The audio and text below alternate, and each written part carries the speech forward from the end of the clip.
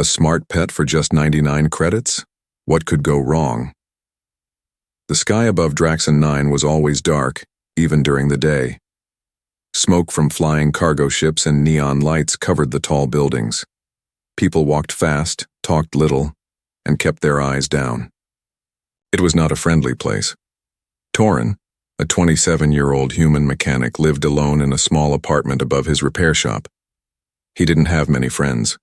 His work kept him busy, and after his family moved off-world, life had become quiet. Maybe too quiet. One cold evening, as he was walking back from the junk market, something caught his eye. It was a small glowing sign outside a dusty old tech shop. Smart companion pet, just 99 credits, limited stock. Torin stopped. He raised an eyebrow. Smart pet? For only 99 credits? That was cheaper than most basic cleaning bots. He pushed the glass door open. The shop smelled like old metal and burned circuits. Inside, a short, wrinkled alien with 3 eyes looked up from behind the counter. "You looking for something useful or something lonely?" the alien asked in a raspy voice. Torin gave a small smile. "I'm just curious about the smart pet," the alien chuckled. "You're lucky. Last one just came in. Fully trained, quiet, doesn't eat much. You'll like it." Torin looked at the box on the counter. It was metallic, about the size of a suitcase, with strange glowing lines on the sides. A small panel blinked. Status, sleep mode. "No returns," the alien added. "Of course," Torin said, handing over the credits. Back in his apartment, Torin placed the box on the table. He pulled out his toolkit and pressed the activation button. The box gave a soft hum as it unlocked. With a soft hiss, the lid opened. Torin leaned forward, expecting to see a small robot pet, maybe shaped like a dog or cat. Instead, he froze. Inside was a small girl. She looked around 16 or 17 in human years. Her skin was a soft shade of light blue, almost glowing in the dim light. Her silver white hair was tied in a messy braid. She wore a thin bodysuit with glowing lines running along her arms and legs. She was lying curled up like she'd been sleeping for a long time. "Wait. This can't be right," Torin whispered.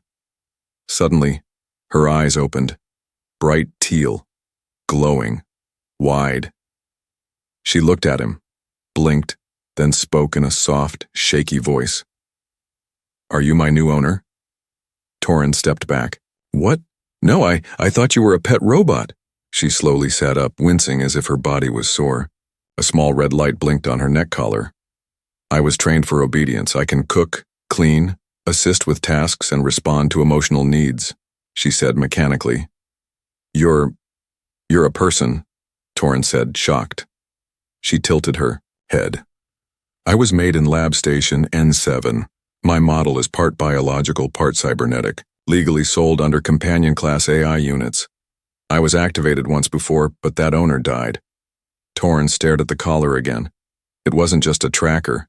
It was a control device. "This is wrong," he muttered. "You're alive. You can speak, you can think. You're not a pet." The girl didn't respond. Her eyes looked down, empty. "What's your name?" he asked gently. "I was not given one." "You may assign me one, master." "Don't call me that," he said quickly. "I'm Torin, and you're not a slave." She looked confused. "But that's what I was made for." Torin sighed and sat down, rubbing his head. What had he just bought? This wasn't a robot. This was a living, breathing alien girl who had been packaged like a toy. He looked back at her. She was shivering. "Are you cold?" he asked. "I do not know. I have never been asked what I feel." That broke something inside Torin. He stood up, grabbed a blanket, and gently wrapped it around her shoulders. She blinked, surprised by the warmth. "You're safe here," he said softly. "I don't know what they did to you, but no one's going to hurt you again." Suddenly, the light on her collar blinked red again. A soft voice came from it. "Tracking signal activated. Status, reclaim target." Torin's eyes widened. "Reclaim?" he whispered. The girl looked up at him. "They're coming. They always come." She called him master, but she wasn't an ordinary pet. Torin didn't sleep that night. He sat on the couch, eyes fixed on the glowing red light still blinking from the girl's collar. She had curled up on the other side of the room, under the blanket, her knees pulled to her chest. Her silver white hair covered half her face, but her glowing eyes never closed. She stayed alert, like someone always ready to run.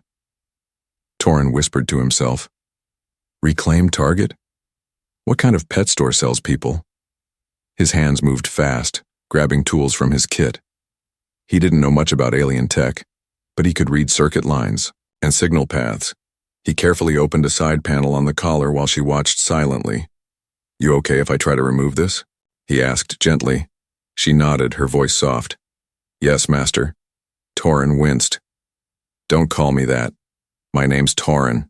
"Yes, Torin." With shaky hands, he disconnected a wire on the collar. For a second, it blinked green.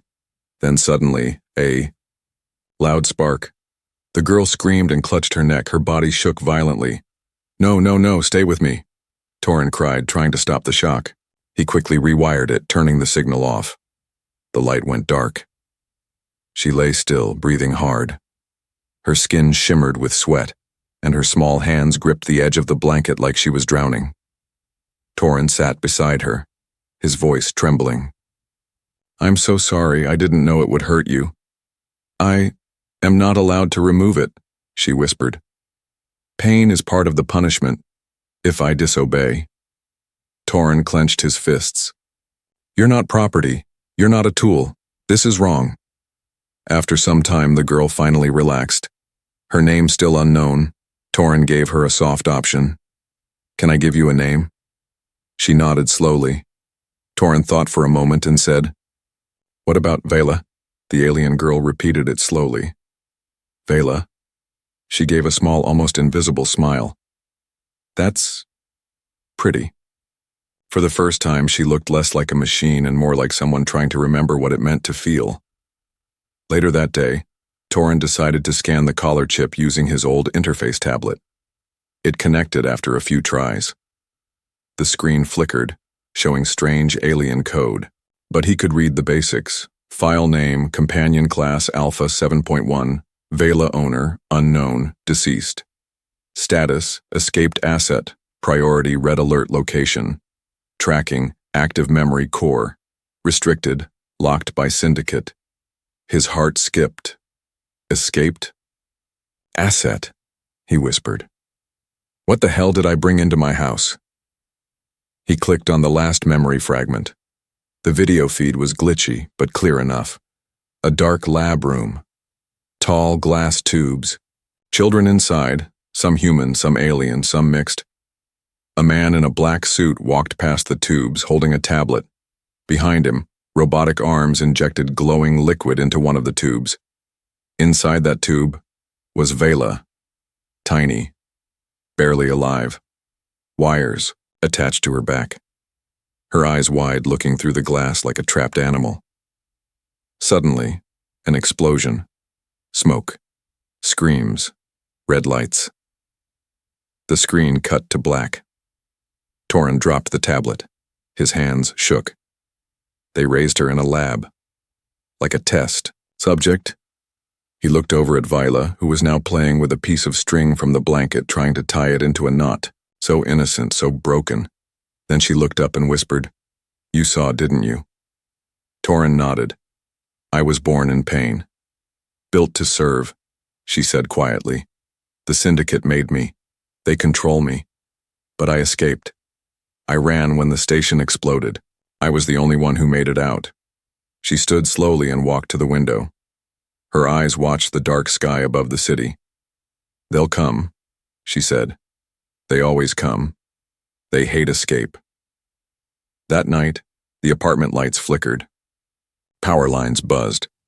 Torin moved to the window and looked outside. 3 black drones hovered quietly over the street, blinking red. One of them turned and scanned the building. "Viola," Torin whispered. "They're here." She moved quickly and grabbed his hand. "We must go, now." "Where?" he asked. "Anywhere. Just not here. He packed a small bag with tools and supplies. Viola wrapped herself in a long cloak. They exited from the back door and took the hidden stairwell, down to the alley. The city was alive with noise, but danger was close. Torin pulled Vela close as a drone passed overhead. Her glowing eyes dimmed as she tried to control her emotions. They can read heat. Don't breathe too loud, she whispered. They reached an old scrapyard, one of Torin's old hiding spots from years ago. He had a bunker there, small but safe. Inside, Viola finally sat down. Torin lit a small lamp. I need to understand, he said. Why you? Why do they care so much? Viola looked at him with fear in her voice. I'm not just a smart pet. I was created to hold something, secret. Inside my body there's a core, not normal tech, ancient. It glows when I'm scared or angry or hurt. She pulled her suit slightly to the side and revealed a faint glow beneath her chest. Not wires, not metal, but light. Pure, warm, living light. They put it inside me to test if I could carry it. If I died, it would return to the lab. But I lived. Torin stared, breathless. What is it? I don't know. But some called it the flame of the fallen star, and others called it a weapon. Just then, a voice echoed outside the bunker. You are harboring stolen property. Hand her over. You have 5 minutes. Torin looked at her. She gripped his arm. Please, and don't let them take me back. They're coming for her, and they'll kill anyone who stands in their way. The loud voice outside the bunker repeated, Hand over the stolen unit. This is your final warning. Torin stood frozen, his back pressed against the metal wall. His mind was racing. Who were they? Syndicate soldiers? Government agents? Bounty hunters? Viola crouched beside him, trembling. Her silver-white hair clung to her face as she whispered, They always use that voice. It's not real. It's a recording, played from a drone. Torin peeked out through the crack in the door. 3 tall, armored figures stood outside. Not drones, men in black exosuits, their faces hidden behind glowing red visors.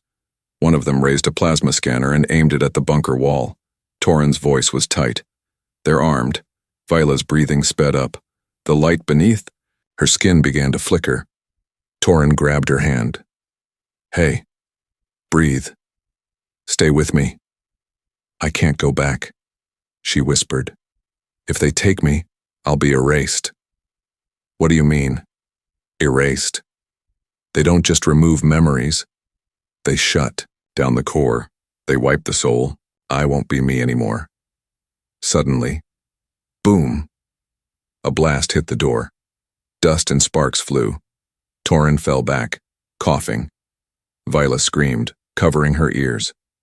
The metal door creaked under pressure. Final breach initiated. The voice boomed again. Torin looked around desperately. He had one exit tunnel, an old ventilation shaft. It was small, narrow, and only big enough for one person. Go through the shaft, he said. What about you? She asked. I'll slow them down. No, you have to survive, Viola. That's what matters. But before she could argue, again the wall behind them cracked, then collapsed. The armored soldiers stepped in, scanning the room with red beams. Target located, one said, lifting a capture net gun. Torin acted on instinct. He picked up a heavy tool from the table and threw it, smashing the first soldier's scanner. The man growled and turned, firing the net, but missed. Torin tackled him to the ground. The second soldier stepped forward, raising a stun blaster. But Vela screamed. A blinding light burst from her chest. The glow spread across her body like fire, and for a second the entire bunker filled with energy. The soldiers stumbled back, shielding their eyes. The third one shouted, Warning! Core activation. Classified Class 7. Back out. But it was too late. Vela floated a few inches above the ground, her hair lifting like it was alive. Her voice echoed, but it was layered, deep, almost ancient. I am not yours. I was never yours. I am more than a tool. Then, boom. A wave of pure energy exploded from her body. throwing the soldiers out of the bunker like paper dolls. When the light faded, she collapsed to the floor. Torin ran to her, his heart pounding. "Viola, are you okay?" Her voice was weak. "I lost control. I didn't want to hurt anyone, but they were going to take me." "You did what you had to," Torin said, "but now they know." "They always knew," she replied. "But now, they're afraid." Hours passed. The smoke cleared. The bunker was destroyed. But they were alive. Torin helped Vela walk to a nearby rail yard, where old, unused cargo trains slept under thick dust. They hid inside one of the abandoned cars. There, in the dark, Torin lit a small fire. Vela stared at the flames, hugging her knees. Torin finally asked the question that had been bothering him. "Why you? What do you mean? Why did they put that inside you, that core, that power? Why you?" Vela looked up slowly. "They told me I was the only one who could hold it," she said. "Others died during testing. Their bodies couldn't handle." "Died testing?" Torin echoed, anger rising in his voice. She nodded. "Children from poor planets, orphans, stolen runaways. They took us because we wouldn't be missed. I don't remember my real parents. Just white lights, cold metal, pain." Torin clenched his fist. "This is evil." Viola looked into his eyes. "But you saw me as a person, not a product. That's rare." He didn't know what to say to that. Just as they were about to sleep, Torin's old comms device buzzed. He hadn't used it in years. He picked it up. A voice came through, old, grumpy, familiar. "Is that you, Torin? I saw your name pop up on the Bounty Network. You've got yourself in deep this time." "Jex?" Torin whispered. "How did you—" "Don't talk. Listen. They've raised her bounty to 50 million credits, dead or alive. You're being tracked across every planet in this sector." Torin went pale. "I didn't mean to—" "I know. Look, if what they say is true and she has the core, you need to get her off-world. Fast. There's a smuggler ship leaving from Dock 17 tomorrow. Night. Quiet. Unregistered. I can get you on it." Torin looked at Viola. "She's not a thing, Jex. She's not for sale. I know. But the galaxy won't care. Get her out, or lose her forever." As the comms cut out, Torin sat in silence. 50 million dead or alive. And still, she looked at him, like he was her only chance. He whispered, "I'll protect you, Viola, no matter what it takes." She moved closer and held his hand. Outside, hidden in the shadows, a tiny drone blinked. Its red light glowed once and transmitted everything it saw. Target still alive. Energy confirmed. New orders. Prepare extraction squad. And this time, no survivors. The pet became his partner, and her past is full of death. Rain poured over Drax and Nine like black oil, soaking the city's bones.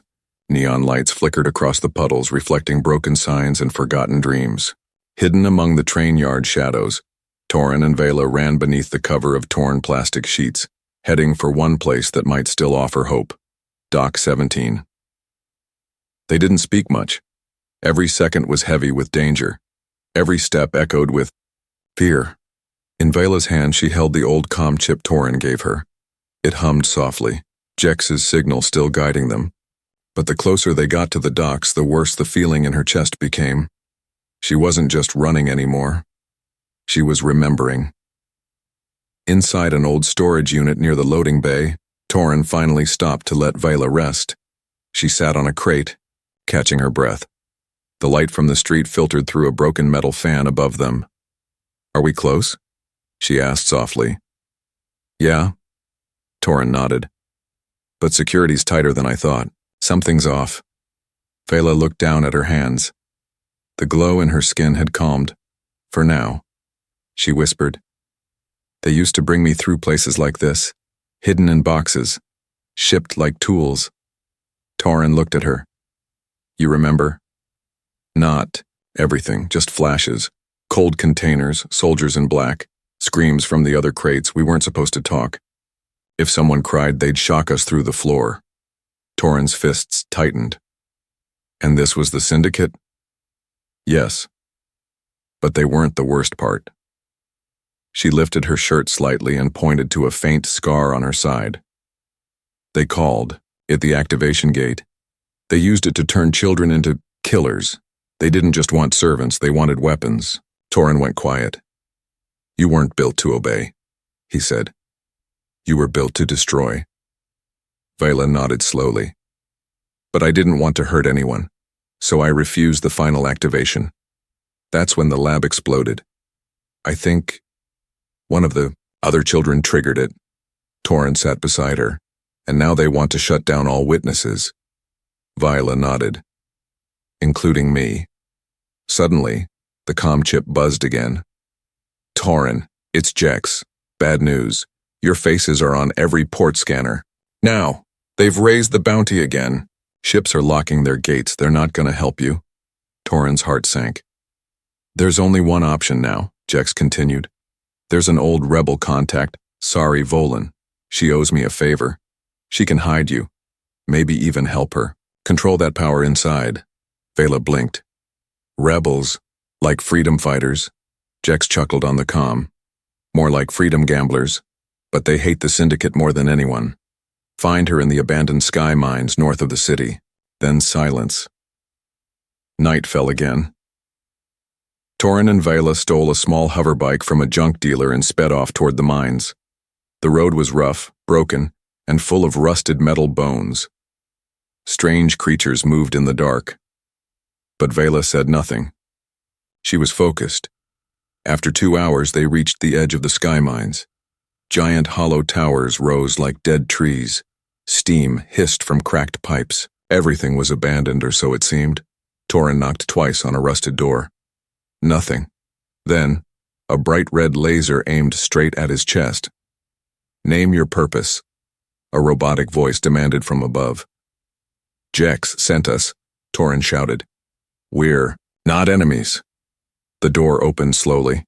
Inside, a tall woman with bronze cybernetic arms and white face tattoos stood waiting. Her eyes glowed purple. You brought a core bearer to my door? She growled.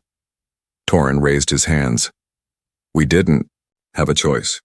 Viola stepped forward. I'm not your enemy. The woman stared into her eyes. I know what you are. Then you know what they'll do to me, Viola replied. The woman studied her for a long time, then finally nodded. Come in. But if you lose control in here, I'll end you myself. Inside the mine base, Viola was taken to a scanner chamber. Torin waited outside nervously. After an hour, Sari came out. Her face was pale. You were right to run, she said. She's not just carrying a power source, she is the power source. What? She's the last known bearer of something the Syndicate called Starfire Protocol. It was meant to awaken long-lost alien weapons from a dead empire. If her energy reaches full phase, she can command an army of machines buried across the galaxy. Torin's mouth went dry. You're telling me she's the key to restarting an ancient war? No, Sari said, stepping closer. She's the key to ending it. If we protect her, if we help her awaken the right way, she could destroy the Syndicate forever. But just then, boom, the ground shook. A red alarm blared inside the mines. One of Sari's men ran in. We've been tracked. Multiple heat signatures approaching, airborne and ground. Torin's eyes widened. They found us. Sari turned to him. You brought war to my home. Torin stepped forward.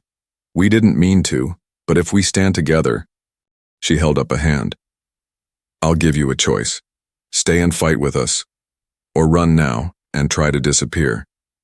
Torin looked at Viola, who had just exited the chamber, her eyes glowing faintly with new awareness.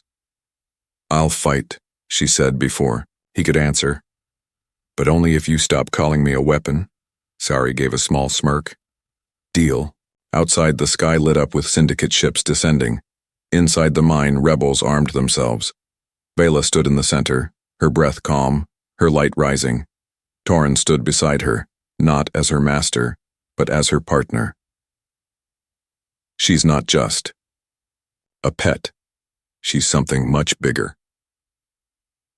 The old sky mine shook like thunder as Syndicate dropships landed outside. Their engines screamed through the stormy night, lighting up the broken towers with red flashes. Inside the rebel base, everyone was preparing for war, but Viola was still calm. She sat in a circle of glowing stones, her eyes closed, her silver hair floating gently around her. Her skin pulsed with soft blue light. Around her, ancient symbols lit up, reacting to the core inside her chest. It was awakening slowly, but something was holding it back. She opened her eyes and looked at Sari Volin. "I feel like there's a door inside me," Viola whispered. "It's almost open, but something is locked." Sari crossed her arms. "That lock isn't metal. It's memory." Viola blinked. "Memory? You've been trained to forget, to obey. They buried your pain so deep that it became a wall around your power." Viola looked down at her glowing hands. "Then how do I break it?" Sari replied, coldly, "You must face it." Meanwhile, Torin stood at the command screen with Sari's second in command, a grumpy alien named Krask. They watched red dots moving across the map, enemy soldiers closing in. "This many troops for one girl?" Krask muttered. "She must be worth more than we thought." Torin nodded. "She's not just valuable. She's hope. That's why they want her gone." Krask gave him a side look. "You care for her?" Torin didn't answer. He just tightened his grip on the console. As the battle preparations continued, Sari took Viola deeper into the mine, into a room no one had entered in years. Old stone walls, faded murals, dust-covered machines, and at the center, a large crystal, glowing faintly. Viola stepped closer. The crystal pulsed with energy that matched her own heartbeat. "This is an echo stone," Sari said. "It records truth, memories. Show it your pain, and it will give you back what was taken." Viola reached out. The moment her fingers touched the stone, her body stiffened, and her mind fell into the past. She was small, cold, trapped inside a glass pod. Her hands banged against the wall, but no one heard. Her voice didn't work. She could only watch. Outside the pod, a Syndicate scientist walked by, writing notes. "Unit 12B shows higher emotional response, could be dangerous. Suggest partial erasure." Another voice responded. "No, we need one with heart. The Starfire Corps needs compassion to bond. Try pain suppression instead." Then came the screaming. Not hers, others. Children dragged down hallways, begging, crying. Viola remembered now. She wasn't chosen because she was strong. She was chosen because she cared, and they wanted to kill that part of her. She pulled back from the memory, gasping. Her eyes were wet with tears. Sari stepped forward. "You remember now?" Viola nodded. "They made me feel like nothing. Like my feelings were wrong. But it was my emotions, my heart, that made the Corps choose me. And now," Sari said, "you must choose what to do with that power." Suddenly, boom, an explosion rocked the base. A rebel soldier ran in, shouting, "They're inside. Syndicate troops breached the west wall." Torin grabbed his blaster and ran. He found the hallway full of smoke and chaos. Red laser beams lit up the dark. Rebels shouted. A Syndicate combat drone burst through a wall and fired at random. Torin ducked and shot it down with one perfect hit. He turned to find Vela already beside him. Her body glowed like a rising star. Her voice was strong now, no longer scared. "Why? Ready," she said. Together they ran toward the central hall where the biggest enemy force was breaking through. Soldiers in black armor kicked open doors, searching for her. Sari stood with her fighters, already injured but still fighting. "Hold the line," she shouted. Vela stepped forward. She raised her hand, and the entire hall went silent. Her light filled the room. The Syndicate soldiers paused. Their weapons shook. Some even fell to their knees. "She has the core," one shouted. "We can't contain her." Retreat! Retreat! But it was too late. Vela closed her eyes and released a pulse of energy so strong it knocked every enemy in the room unconscious. Torin shielded his face from the light. When it faded, the battle was over. But just when they thought it was. Done! Bang! A single sniper shot rang out from the shadows. Vela gasped, blood on her side. She fell to the ground. No! Torin shouted, catching her. From the balcony above, a tall figure in silver armor stepped out. A woman, cold, cruel, and beautiful. Her voice echoed through the hall. So, the pet learned how to bark. Sari's face twisted. Commander Elson, the one who trained the companion units. Elson smiled. The only one who survived when they rebelled. She aimed her sniper rifle again. You think you've won, little flame? I built you. I know your limits. You're still just programmed. Meet. Torin stepped in front of Vela. Elson didn't hesitate. She fired again. But this time, Vela rose. She floated, even with blood on her suit. The wound closed itself with light. Her voice shook the hall. You built my body, but not my heart. You trained my hands, but not my will, and now I free myself. With a scream that became a song, Vela summoned the full power of the Starfire core. Wings of light exploded behind her. Her hair became a crown of flame. Elson's weapon melted in her hands before she could fire again. She fell to her knees. Blinded, defeated, Torin stood in awe. Not of a weapon, not of a pet, but of a being who had reclaimed her soul. Sari whispered, "She's no one's tool anymore." The day she chose to fight. Smoke drifted through the broken halls of the Kyo, rebel base. Sparks fell like snow from busted ceiling wires. Syndicate soldiers lay defeated, their weapons melted, their armor scorched by light. In the center stood Vela, her glowing body now calm, the wings of fire slowly fading behind her. All eyes were on her. She had done what no one thought was possible. She didn't just fight. She won, but the cost was heavy. Torin rushed to her side. "Vela, your side. You're still bleeding."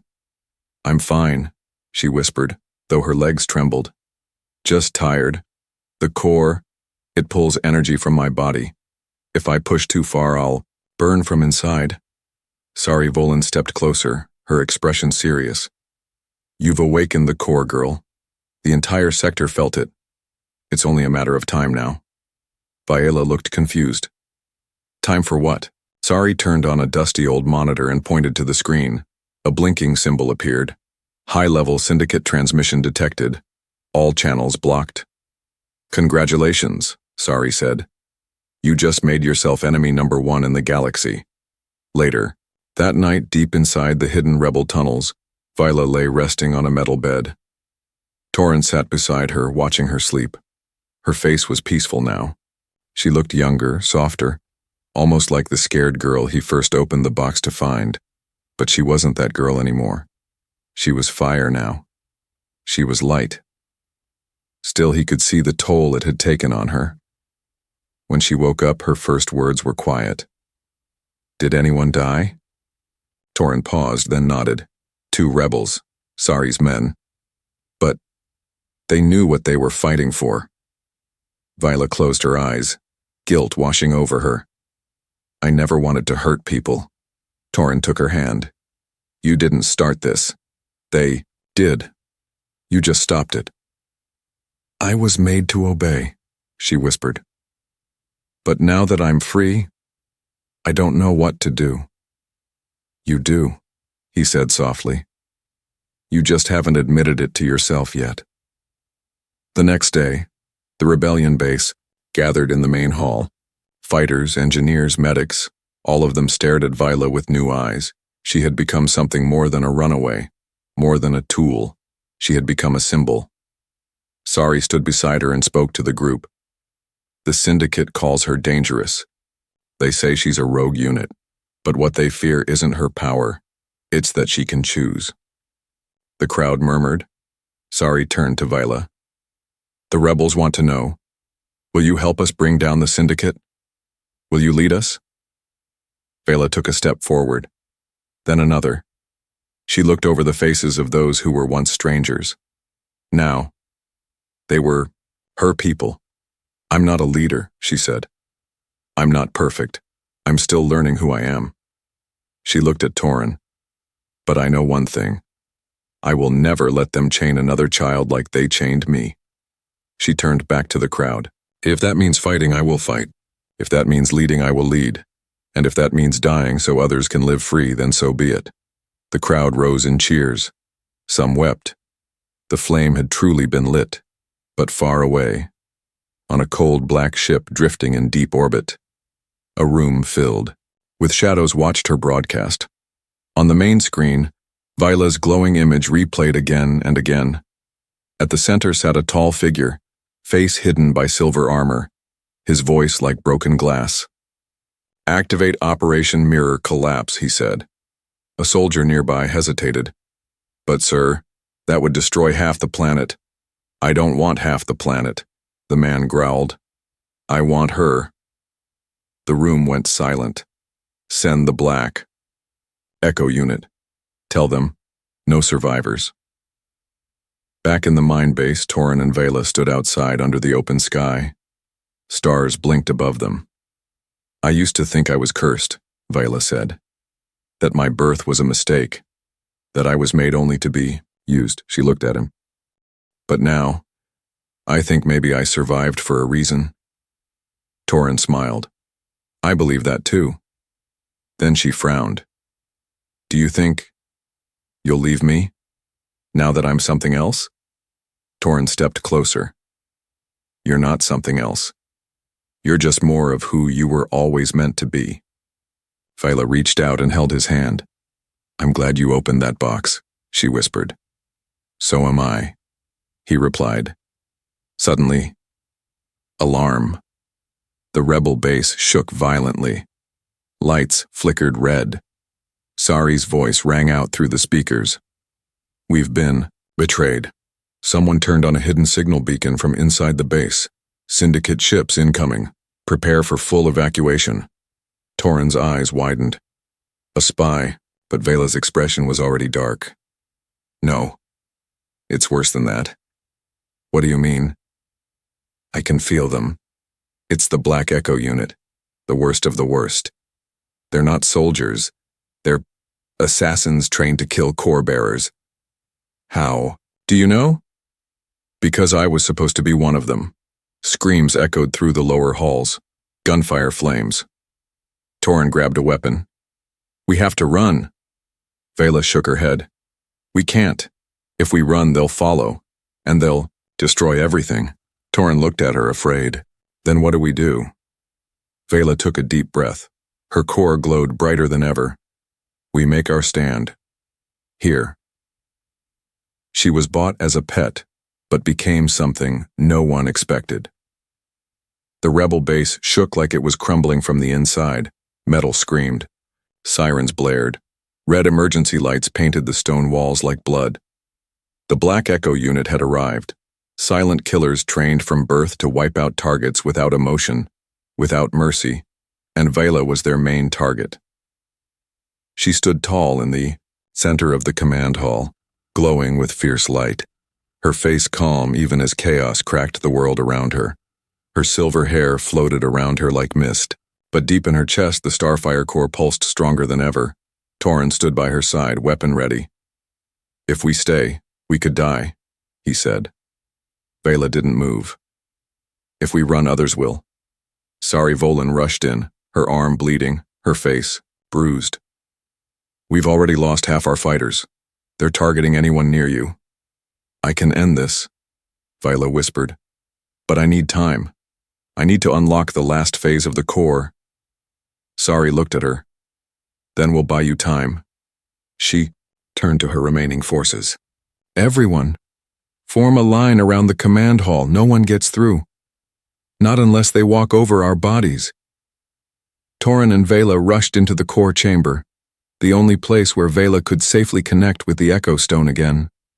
But as the door shut behind them, they didn't notice the shadow that slipped through the crack. A traitor, Krask, Sari's second in command. His eyes now glowed red. He pulled out a hidden blade. But before he could strike, Viola turned and caught his wrist midair. "You were always with them," she said softly. Krask grinned. "They offered me freedom. I gave them you. Freedom bought with betrayal." "Is slavery," she replied. With one burst of energy, she knocked him unconscious. No killing, just justice. Then she turned back to the Echo Stone. As she touched it, the chamber exploded with golden light. She closed her eyes. This time, the memory was different. She saw herself, a tiny baby, not in a lab, but in the arms of an alien woman with soft eyes, her real mother, singing to her. Then soldiers stormed in, screams, fire, separation. It was never random. Viola hadn't been chosen. She had been stolen. Tears ran down her cheeks, and the lock inside her shattered. The Starfire core fully awoke. Inside her chest, the flame blazed like a small sun, but this time, it didn't burn her. It embraced her. And for the first time in her life, she felt whole. Outside the chamber, the Syndicate's strongest warrior had arrived. Commander Rovan, the one who built the Black Echo unit. Covered in black armor, his face hidden by a silver mask, he stepped over rebel bodies like trash. When Sari stood in his path, he didn't speak. He just raised his arm and fired a shot through her chest. Torin screamed, "No!" He ran to her side. She was still, breathing but barely. "Protect her," she gasped, then fell still. Rage burned in Torin's heart. He stood and faced Rovan. "You're not touching her," he said. Rovan tilted his head. "You're just a human, weak, powerless." Torin raised his weapon. "Yeah? Then why are you afraid of what she might become?" At that moment, the doors burst open. Viola stepped through, no longer hiding, no longer afraid. She wore a glowing suit of ancient armor, born from the energy inside her. Her eyes were pure light. Rovan froze. "You were a project," he said. "A mistake. You're not supposed to think for yourself." Viola raised her hand. "No, I was your mistake, but now I'm your end." Rovan charged. Viola didn't flinch. She held out her hand and caught his fist midair, his armor cracking under her touch. They fought in silence, light versus metal. Every time he struck, she glowed brighter, until finally, she reached into his chest, found the dark control unit keeping him alive, and crushed it. Rovan fell to his knees, whispering, "We were gods." Viola knelt beside him. "No, you were cowards, afraid of love." Then he was gone. The battle ended within minutes. The Black Echo unit, without orders, without leadership, fled or surrendered. The remaining rebels gathered around Vela, their eyes wide, their faces filled with awe. Torin walked up to her, his hands shaking. "Is it over?" he asked. Vela looked at the sunrise breaking over the broken mines. "No," she said. "It's just beginning." In the days that followed, the story of Vela spread across the stars. The Syndicate denied everything, but the truth had already flown too far. More rebel cells awakened, more stolen children were freed, and more people began to believe. Vela stood before a crowd on a distant world, a refugee colony once ruled by Syndicate fear. She lifted her voice. "I was sold as a toy, trained as a pet, used like a tool, but I became more, because someone, one human, treated me like a person." She looked at Torin in the crowd, then smiled. "So now I fight, not with hate, but with hope." That night she sat beside Torin under a quiet sky. Stars blinked above them. He turned to her. "Do you think they'll keep coming?" She nodded. "Yes, but I'll be ready." He smiled. "So, what now?" She rested her head on his shoulder. "We live," she whispered. "For every soul they tried to erase, for every voice they silenced, we live, and we burn brighter." She was bought as a pet, but became their queen, and now she is legend.